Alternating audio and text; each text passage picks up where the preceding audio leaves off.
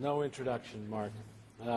Dr. Meissner, who's going to talk about who benefits most from endovenous treatments of varicose veins. Mark? I like those red glasses. Thank you all. Okay, so this talk is going to follow up Alan's talk, and then it'll probably be a nice introduction to Peter Glowicki's talk that follows. I have no disclosures. In developing the practice guidelines of the American Venous Forum that Peter is going to talk about next, the Society for Vascular Surgery and American Venous Forum commissioned a systematic review and meta-analysis, and in contrast to previous systematic reviews, this included only comparative trials, no case series, and included over 8,200 patients.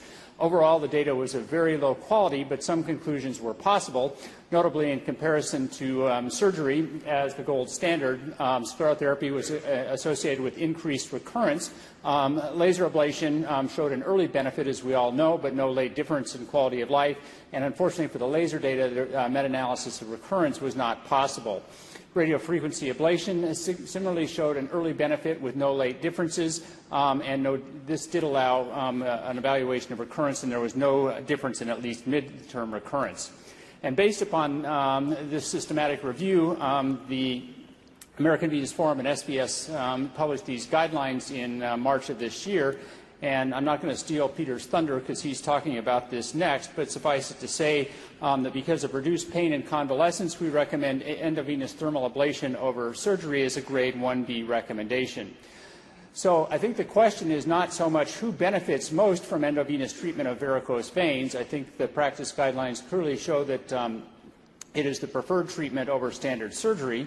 But really the question is, why not endovenous ablation? And I think there's three potential arguments: those in whom it's not cost effective, and Alan just did a nice job of covering that; those in whom it is not necessary; and finally, are there those with relative anatomic contraindications to performing endovenous ablation?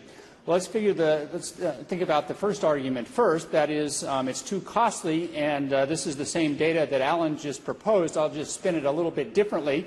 As Alan told you, the incremental cost-effectiveness ratio, or the cost per quality-adjusted life year gained, was all below the NHS threshold. However, some treatments were substantially cheaper than others.